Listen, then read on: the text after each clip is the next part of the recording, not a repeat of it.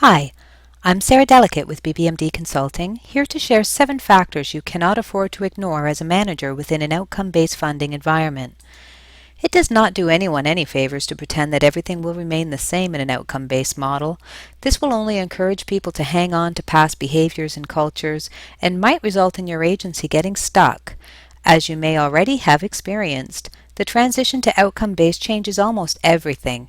Anticipate it and build in the time, effort, and emotional energy you will require. In this presentation, I'm going to share the 7 critical factors for successful outcome-based performance management. The first factor seems simple, but it's often ignored. Everyone needs to understand the full expectations of your funder. I mean everyone, from your board to your receptionist. Too many managers make the mistake of thinking that the funding and performance framework is only management business and they don't want to bother staff with it. However, everyone plays a role in achieving your outcomes, and they can only step up if they get it. Bring in outside help if you need to, but this factor has to happen first. Number 2. As you are likely already aware, outcome-based funding requires a whole lot of data collection. From intake through to exit and follow-up, you are collecting required data from your participants. How do you integrate this into your work without killing the quality of your service? Sometimes, your internal processes put such a burden on your staff that they can't do the important work that they were hired to do.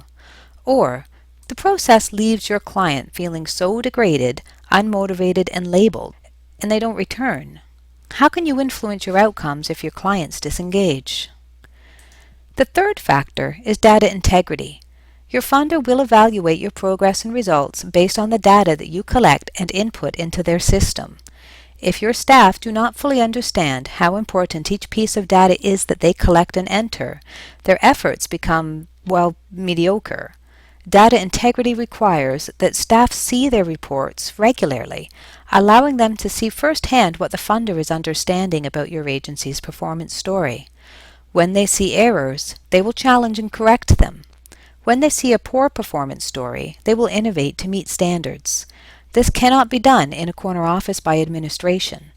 Without data integrity, you are threatening the stability of your funding. With strong integrity, your data will become your most valuable asset.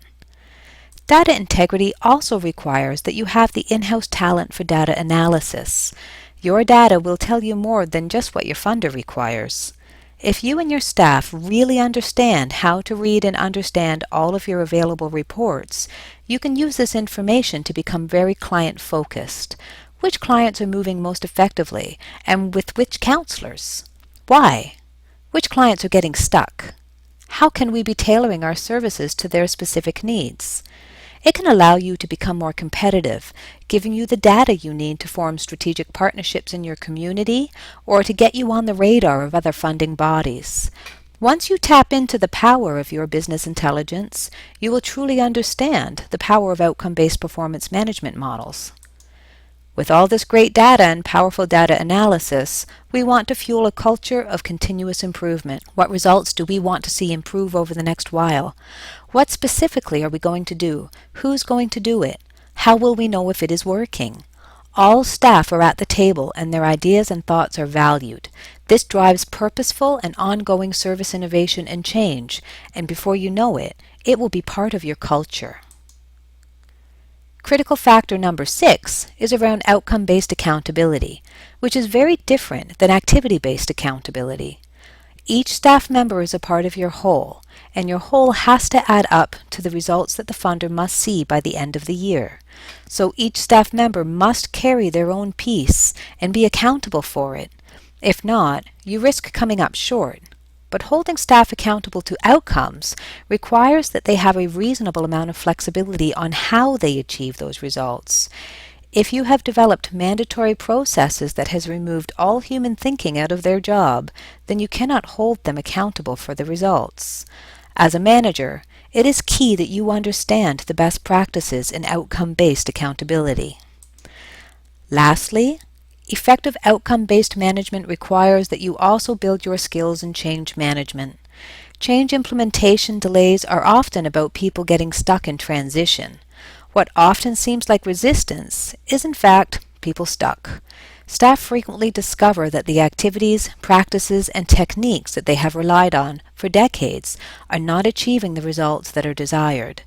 This can be very demoralizing, and staff can disengage.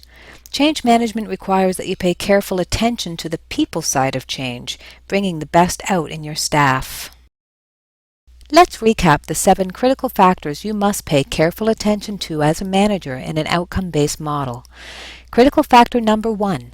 Everyone must understand the model, and as early as possible. Number 2. Data collection must be planned and purposeful to ensure it does not affect your service quality and customer service. 3. Staff must see all reports to ensure data integrity. If they don't see it as important, they will not put in the effort required. 4. Build your skills in data analysis and business intelligence. You are likely now tracking more information than you've ever had before. Use it. 5. Every member of your organization influences outcomes in one way or another. Bring them to the table. Value their ideas and make continuous improvement part of your culture. 6. Monitor results at an individual level, remembering that there are rules to outcome-based accountability. And lastly, keep in mind that the transition to outcome-based management changes everything.